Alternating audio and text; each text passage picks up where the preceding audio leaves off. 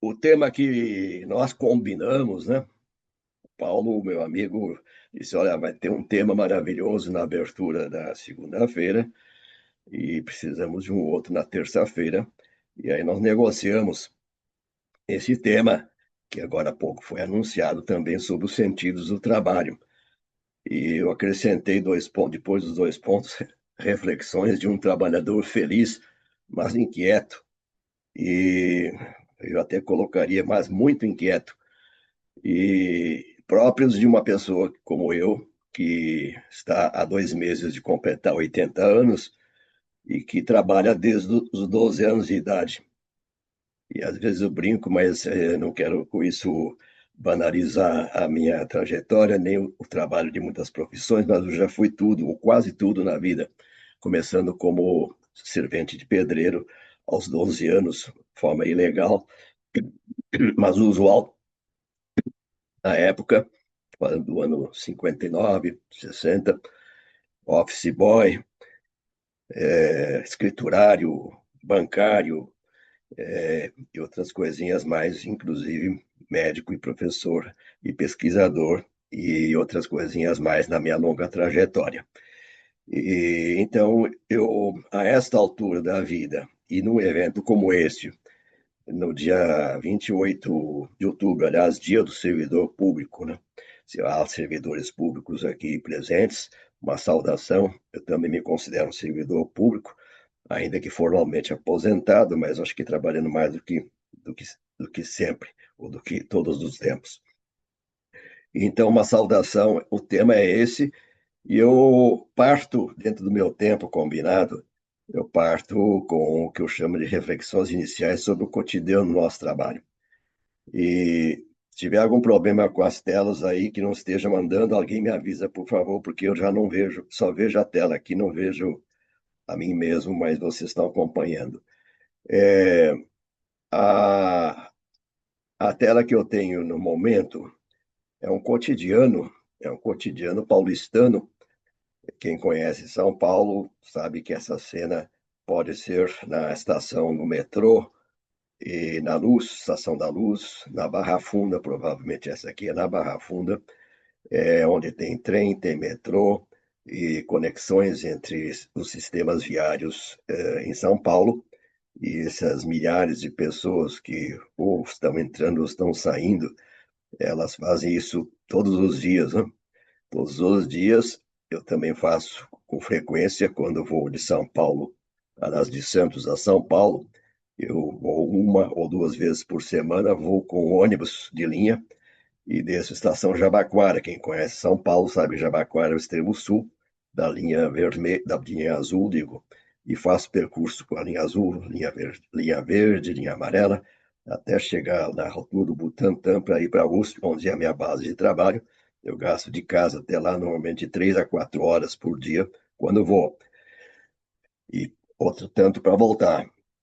Mas o que eu queria dizer nesse momento é que esse é o cotidiano do trabalho, ou este é um cotidiano de trabalho para outros que não somos nós, é um cotidiano meio sem sentido, mas um cotidiano atípico para a maior parte de nós, um cotidiano atípico como este, que é um cotidiano incrível na sua geometria e na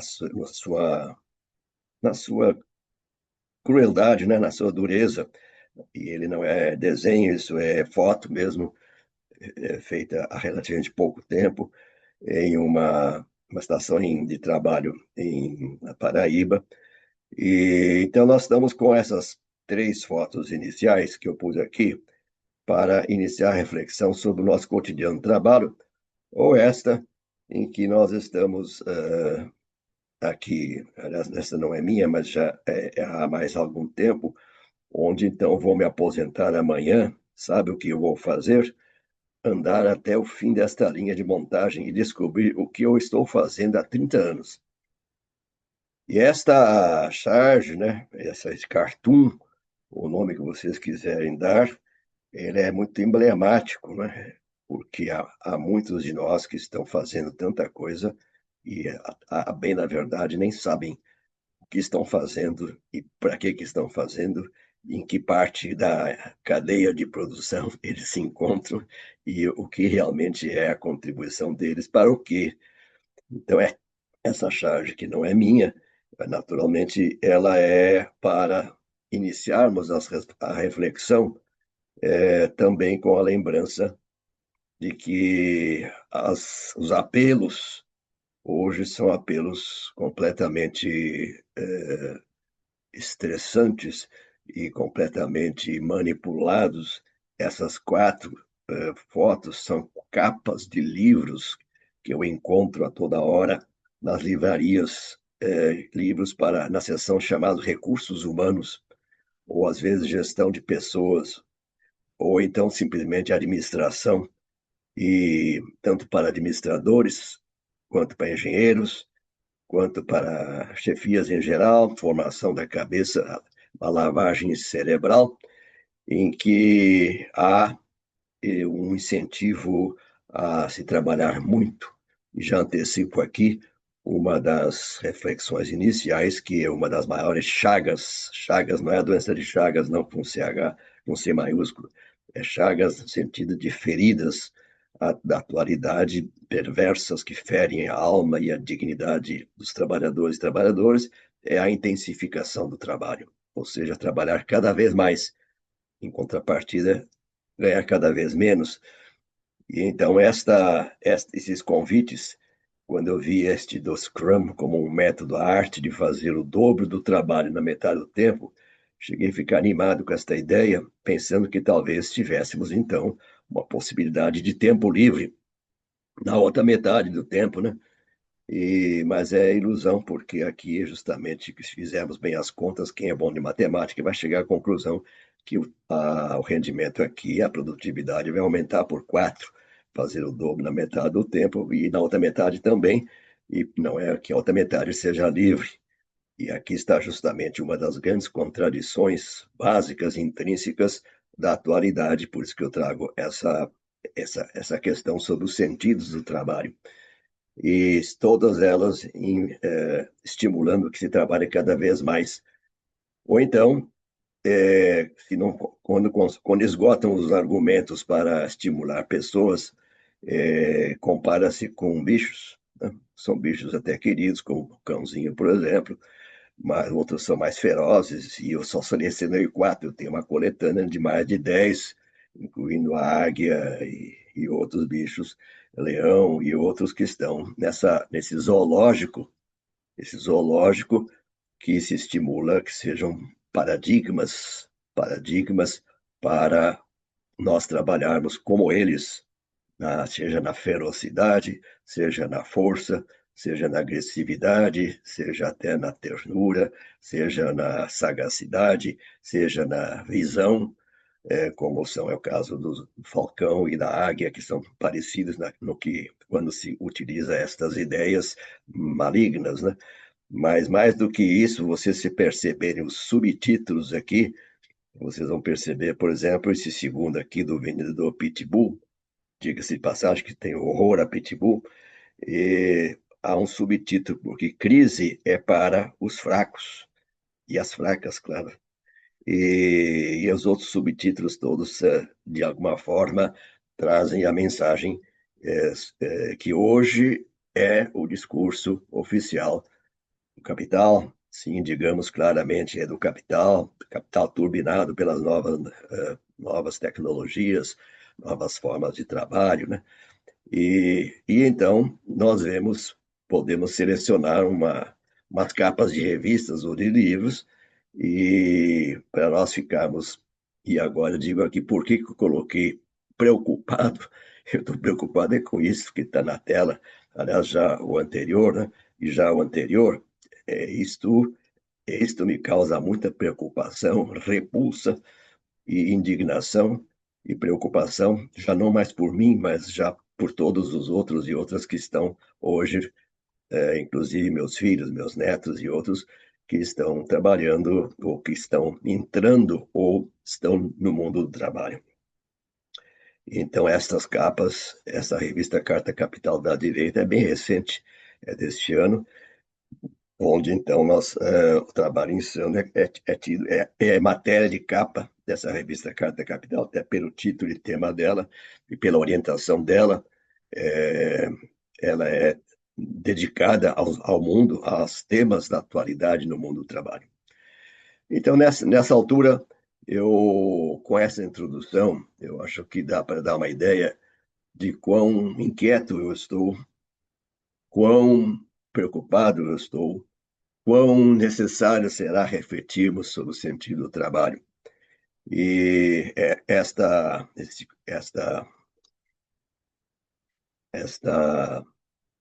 eu não sei se vocês conseguem, aqui tem na minha tela uma coisinha em cima, uma telinha que está me incomodando aqui, não sei como é que eu tiro isso.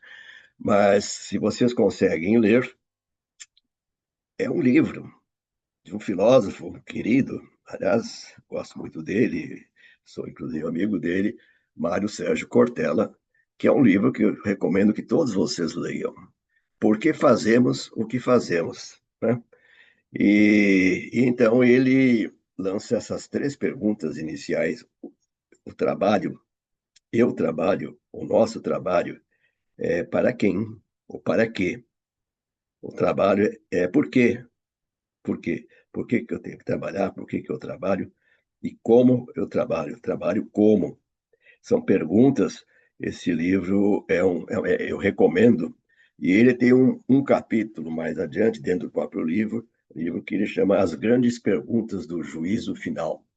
Ele mesmo alerta que não se trata do juízo final que as religiões, de modo geral, todas preveem, principalmente a religião cristã, nas suas modalidades, que prevê um dia que haverá um julgamento geral.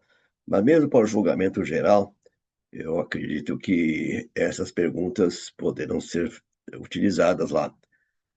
Mas não sou eu que vou dizer isso, porque eu estou me preparando para aquele dia.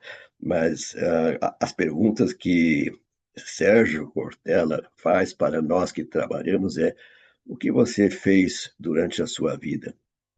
Por que fez o que fez? Como fez o que fez?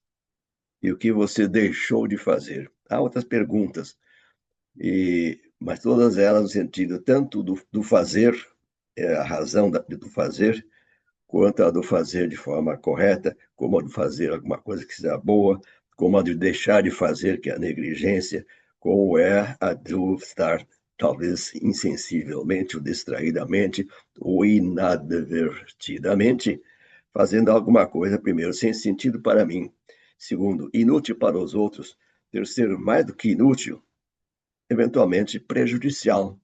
Prejudicial, estou prejudicando com o meu trabalho. Posso ser um excelente, digamos, um perito médico, para dar um exemplo, pode ser que eu tenha até muitas qualificações, mas o jeito que eu venho atuando, utilizando esta minha profissão, este meu cargo, essa minha função no sistema, seja de previdência ou de saúde, o jeito que eu estou fazendo de forma a prejudicar outras pessoas. Estou fazendo sem a pergunta do sentido do que eu faço, certo? Então, eu trago, então, Cortella, digo, para dizer que este é um momento de reflexão. Ou então, relembrando o título, e agora uma edição nova, de um livro clássico do professor Ricardo Antunes, da Unicamp, de Campinas, meu amigo também, que é o livro chamado Sentidos do Trabalho. Foi o segundo livro, o primeiro foi Adeus ao Trabalho, uma pergunta. A tese dele é da centralidade do trabalho, ou seja, que o trabalho no mundo não acabou, pelo contrário, se trabalha-se cada vez mais e cada vez mais ele é necessário. E só que ele coloca esse livro nessa edição nova, eu tenho a edição anterior aqui, estava folheando ainda ontem, o trabalho que estrutura o capital desestrutura a humanidade. Em contrapartida, o trabalho que desestrutura o capital pode efetivamente reorganizar e emancipar a humanidade. Ele tem essa tese sobre a potência do trabalho como para o resgate da humanidade, a fortalecimento da classe trabalhadora, o trabalho como um meio não só de sobrevivência, subsistência, mas como uma forma de organização social, onde as pessoas, os trabalhadores e trabalhadoras, se fortalecem, se juntam, se reconstroem ou se dispõem a reconstruir não só o mundo do trabalho, mas a própria sociedade a partir do trabalho. Esta é uma lógica marxista, materialista histórica, mas perfeitamente plausível e necessária para a nossa reflexão. Sobre esse título, também há muitas pessoas que estudaram muito. Eu trouxe aqui só um dos artigos, até porque eu conheço essa autora, que ela é da cidade da doutora Elisa, a professora Suzana da Rosa Tolfo, minha amiga, Sentido e Significado do Trabalho, explorando conceitos variáveis e estudos empíricos brasileiros. É um artigo de revisão em que esses autores, uma de Florianópolis, outra de Porto Alegre, fazem uma espécie de classificação, né, uma taxonomia sobre todas as dimensões do trabalho, né? Dimensão individual, medida por coerência, alienação, valorização, prazer, desenvolvimento, sobrevivência, independência, etc. E então o trabalho que faz sentido e o trabalho que não faz sentido.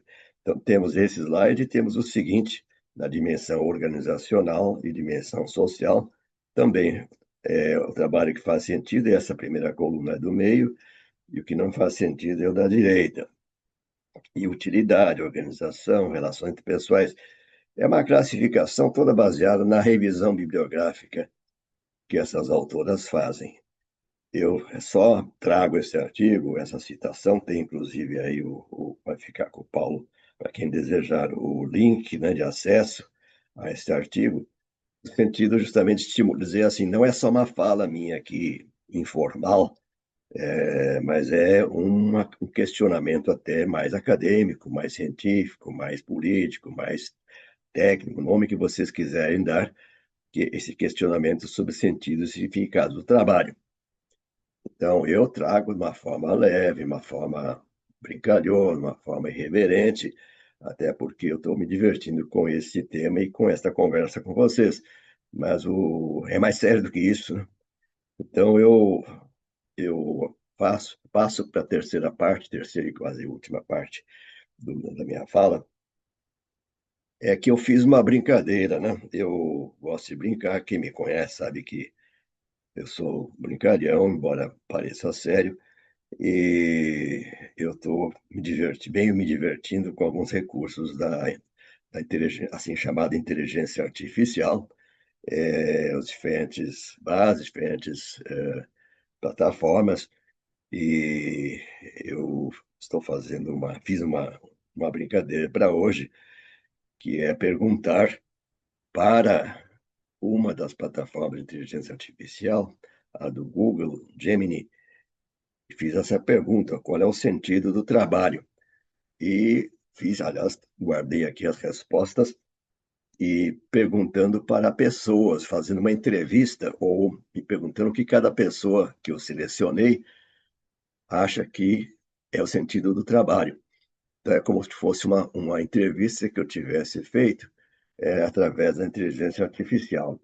Eu começo com Sísifo, mitologia grega, um personagem da mitologia grega, e eu perguntei o que o Sísifo acha que é o sentido do trabalho. O que é o sentido do trabalho para Sísifo? Então, vocês estão vendo na telinha a resposta que veio, e eu estou dizendo isso é uma forma de brincadeira e, ao mesmo tempo, de reflexão, de utilidades e talvez descobertas e, ao mesmo tempo, ameaças da inteligência artificial criativa, ou generativa, melhor dito, em que há muitas coisas maravilhosas. E esta leitura que está aqui trabalha uma punição divina, né? E justamente tem a ver com a experiência, a vivência do mito, né? Do mito Sísifo, né? Sísifo. E esse mito Sísifo da mitologia grega, ele, na verdade, foi retomado por o Albert Camus, um autor francês, na década de 40, 50, em que ele escreve sobre o mito, sobre o Sísifo, o mito do absurdo, né? E ele analisa vários ângulos.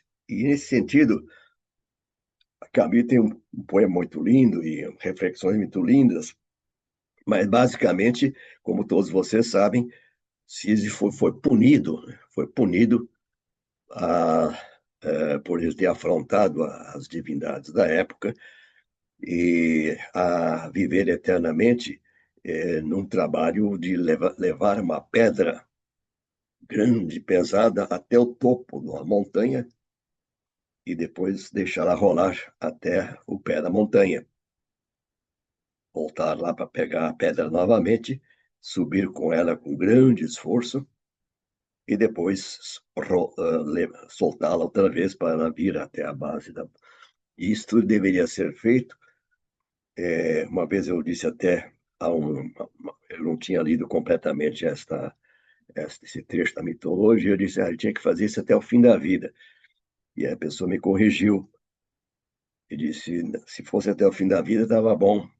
É que era eternamente, né? Na verdade, uma vida sem fim.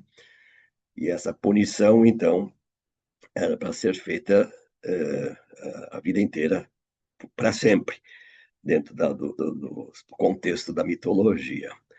Então, a resposta que a inteligência artificial me deu é essa aqui.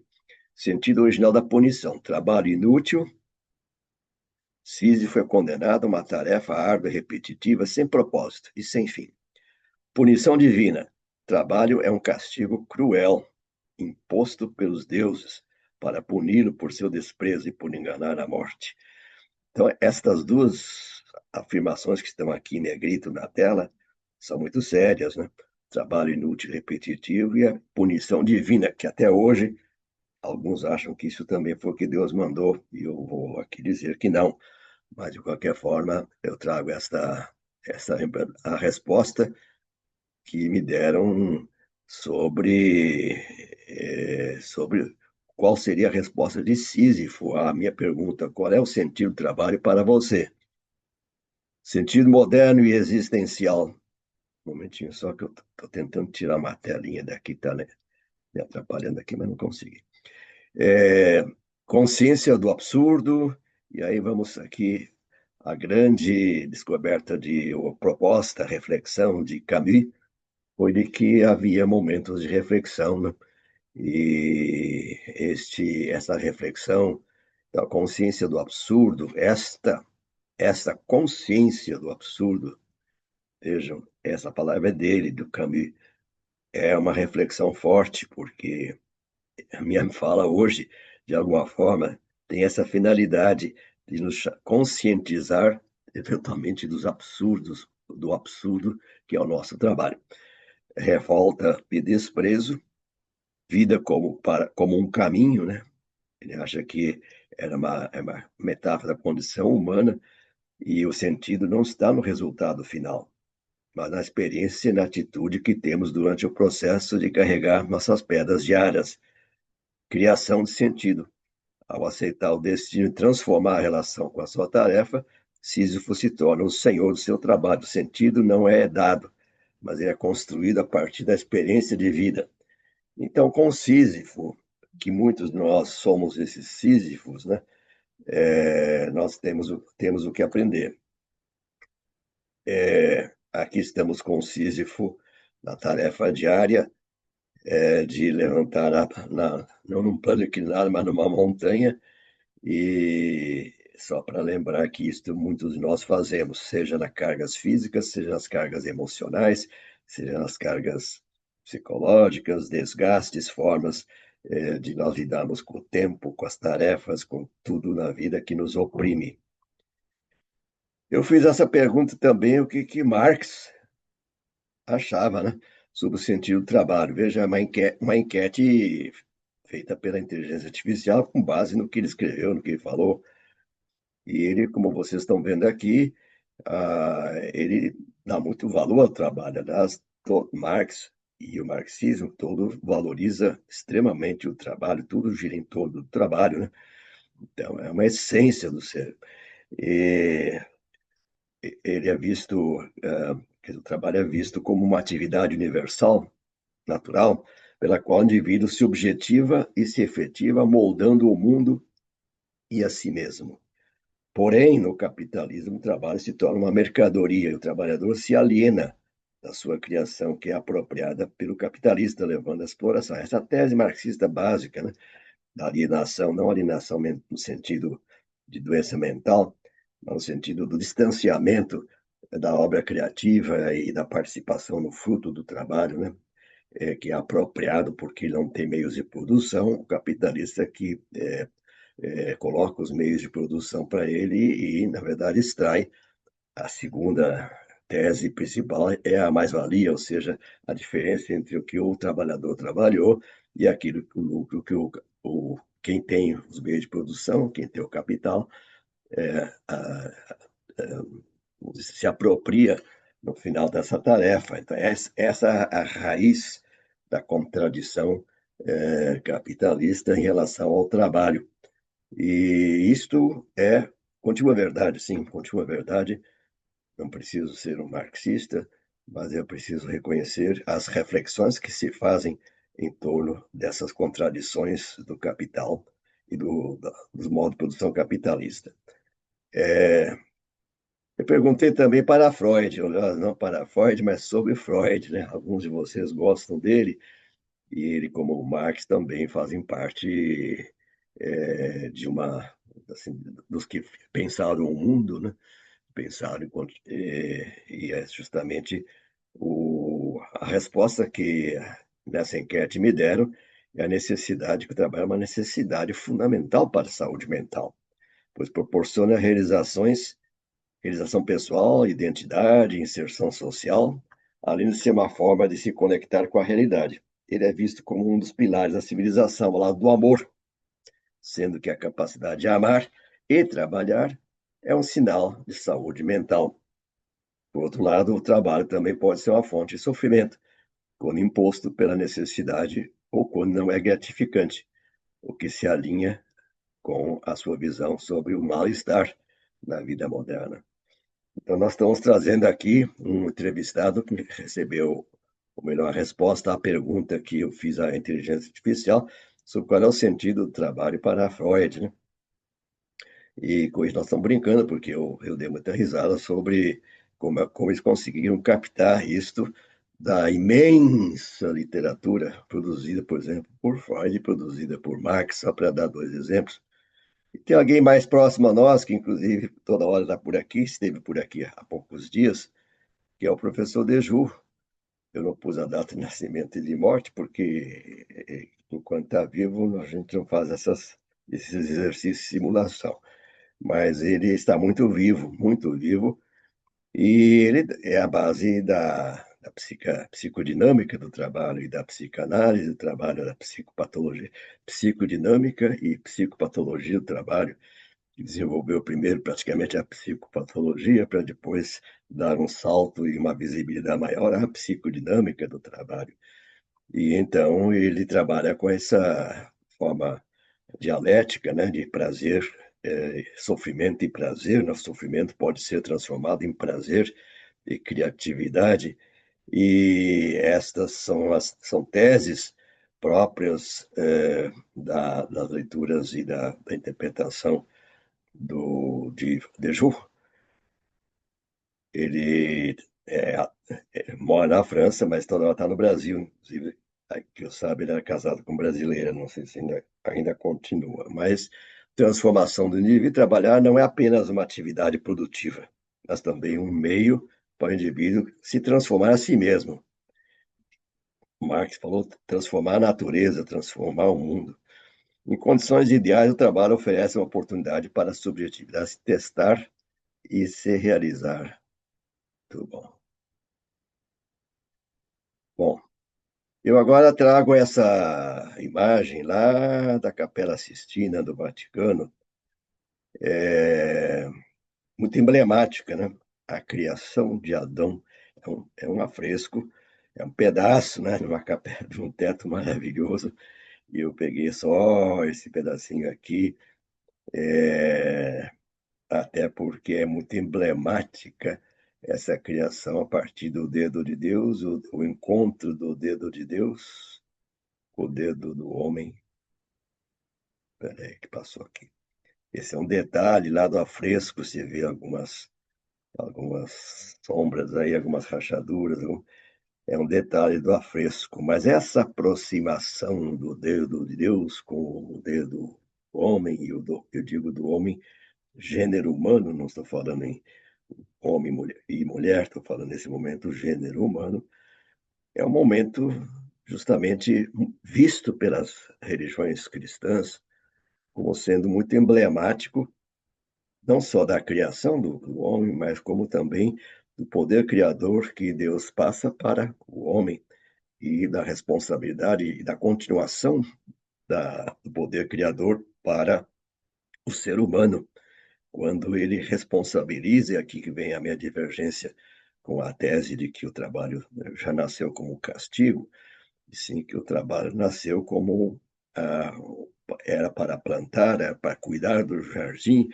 era para ser um cuidador da natureza, que veio depois foram desvios deste cuidado que se transformaram depois em trabalho penoso, mas o projeto inicial de Deus foi que o homem, o ser humano, se tornasse também um criador e desse continuidade à obra da criação. Essa é a tese cristã, e a tese que nos anima, por isso que eu digo assim, quando meu título diz Reflexões de um Trabalhador Feliz, sim, porque eu me vejo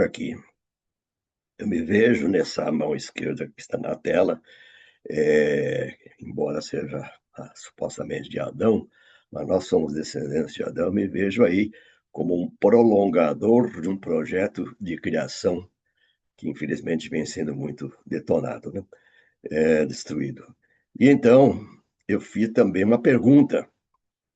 Eu perguntei também para essa gracinha chamada inteligência artificial generativa do Google Gemini, perguntei qual é o sentido do trabalho para Jesus.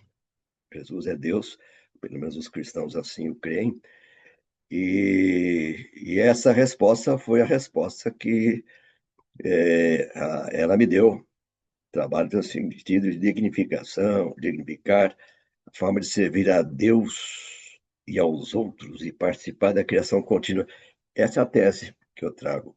Aquele desenho, aquela figura da Capela Sistina, é participar da criação contínua, seja através de um ofício humilde como carpinteiro ou de um anúncio do Evangelho, duas dimensões complementares da carreira de Jesus, né? Jesus de Nazaré, depois o Cristo, demonstrou que todo o trabalho realizado com fé, honestidade e excelência é santo, sendo um caminho para a santificação pessoal e para glorificar a Deus. O trabalho como vocação e serviço, chamado divino, serviço a Deus, serviço aos outros, né?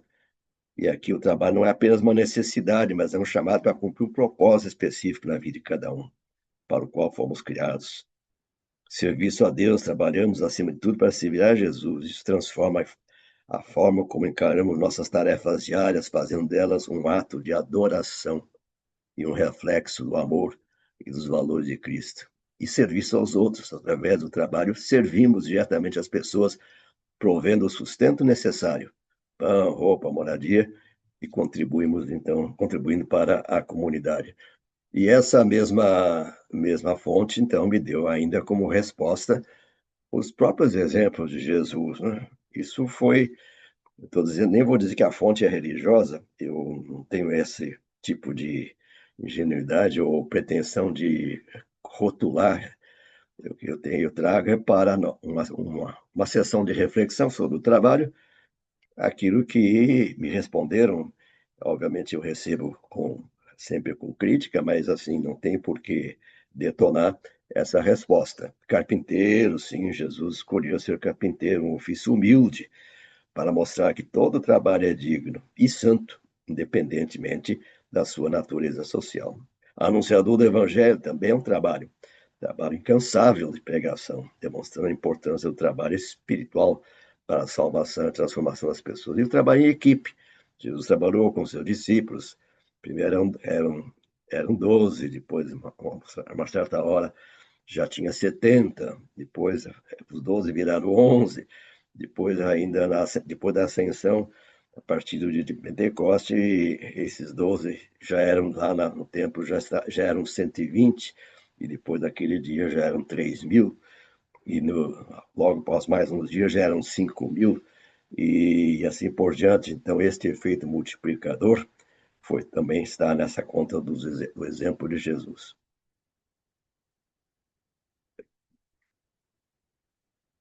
Estou indo para o lado errado aqui. Perguntei para o Papa Francisco também, e que muito nos marcou, né? E o Papa Francisco também está muito, né, nessa mesma linha da dignidade, da vocação e semelhança com Deus, né? Este segundo tópico aí, ó, o trabalho é uma vocação divina, pois o homem, ao criar, torna-se semelhante a Deus, é visto como um redentor, aquilo que mencionei sobre aquele da Capela Sixtina, né? Sistina, contribuição para a sociedade, liberdade e realização. Mas aqui no último tópico, então, o Papa Francisco, de saudosa memória, nos diz: trabalho deve ser uma atividade livre e não uma forma de escravidão moderna, como no caso dos empregos forçados, mal pagos ou condições desumanas. E eu fiz uma pergunta, e vou terminar com essa brincadeira, dizendo finalmente, depois de perguntar, ainda perguntei outras aqui, não cabe aqui, perguntei várias outras, para várias outras, qual é o sentido. Eu fiz uma pergunta para a internet, para a inteligência artificial. Falei, agora que vocês me trouxeram todos sobre os outros, desde Jesus, Marx, Freud, essa salada de gente aí, muito querido, Papa Francisco. Eu perguntei sobre o Papa João Paulo II também, tem aqui comigo os apontamentos. Eu perguntei sobre vários outros, só não perguntei para o Papa atual, que eu estou um pouquinho assustado com ele, mas vamos ver que talvez daqui a uns 30 anos eu pergunte. Mas eu perguntei, e para mim, qual é o sentido do trabalho para mim? E era uma brincadeira, ao mesmo tempo, eu não sei se esse para mim é genérico ou era para mim é René Mendes. Opa, sumiu aqui a tela, o que aconteceu? Um momento, por favor. Deu uma. É problema meu ou é problema. A minha tela aqui desapareceu. Um momento, por favor, me ajudem, por favor.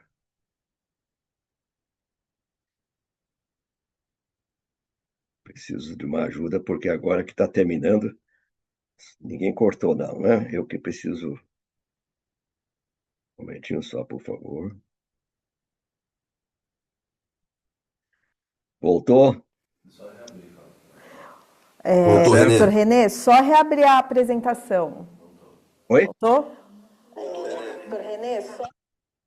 Tá certo aí? Tá na tela? Tá na tela, Renê. Tá. Então vamos lá para o final. Estou contando aqui meu tempo. Certinho. Obrigado.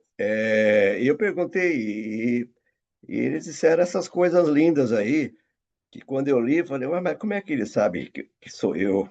Claro que eu estou brincando, porque eu sou brincalhão e dialogo também nessa forma, um pouco da forma brincalhona de ser. Então, quando veio essa resposta, eu li, mas isso aqui foi exatamente o que eu penso. O trabalho pode ter muitos significados, dependendo de sua necessidade objetiva. É, primeiramente, uma forma, significado para você. Dependendo de suas necessidades e objetivos, primeiramente, uma forma de garantir sua subsistência, que é verdade, e liberdade financeira, é verdade. Mas também pode ser fonte de realização pessoal, que é verdade. Um propósito, dignidade, autoestima. Além disso, o trabalho oferece oportunidades para desenvolver habilidades, crescer profissional e pessoalmente, estabelecer conexões sociais e contribuir para a sociedade. Em relação com o trabalho, então, aqui diz uma coisa curiosa: sobrevivência e liberdade. Aí tem uma palavra que eu achei curiosa, diz assim: no início, No início o quê? No início da carreira, da vida profissional, creio, né? O trabalho é fundamental para suprir necessidades básicas e ter independência financeira. Depois, né, realização e propósito. Com o tempo, o trabalho pode se tornar uma fonte de propósito, onde você sente que contribui e faz diferença.